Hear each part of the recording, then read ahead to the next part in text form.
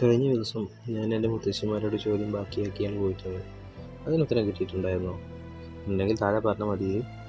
ഉദിച്ചു വരുന്ന സൂര്യനെ പോലും ഗ്രഹണം ബാധിക്കുമെന്ന് പറയുന്നത് ശരിയാണ്.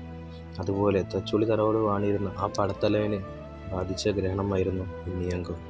അതെ, അതിശക്തമായ പോരാട്ടത്തിൽ ഗുരുക്കളെ വധിച്ചോടനെ അങ്കത്തട്ടിൽ താൻ മറന്നു വെച്ചുപോയ പീതാംബരം മറ്റാരുടെയും കയ്യിൽ കിട്ടാൻ പാടില്ല എന്നോർത്ത് തിരിച്ചങ്കത്തട്ടിലെത്തി ആ ആയുധം എടുക്കാൻ കുനിഞ്ഞപ്പോഴാണ് ഗുരുക്കളുടെ മറ്റൊരു ശിഷ്യനായിരുന്ന മായൻകുട്ടി എന്നയാൾ വെടിവെച്ചിട്ട് ഉടനെ വീഴ്ത്തിയത്.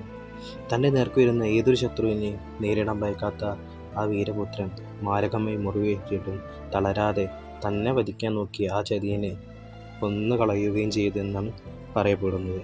ശേഷം തൻ്റെ മുറിയിൽ വെറ്റിയിലും ചുണ്ണാമ്പും കെട്ടിവെച്ച് വീട്ടിലെത്തിയതിന് വൈകാതെ മരണത്തിന് കീഴടങ്ങുകയാണ് ഉണ്ടായത്. ഉദയനെ പറ്റിയുള്ള കഥ കേട്ടിട്ട് എന്ത് തോന്നുന്നു? നിങ്ങളുടെ ജീവിതത്തിലും ഇതുപോലത്തെയുള്ള അനുഭവ കഥകൾ ആരെങ്കിലും പറഞ്ഞു തന്നിട്ടുണ്ടോ? ഉണ്ടെങ്കിൽ വീഡിയോയ്ക്ക് താഴെ കമൻറ്റായി പറഞ്ഞോളൂ. നാട്ടുപുരാണം ഒരിക്കലും ഇവിടെ അവസാനിക്കുന്നില്ല.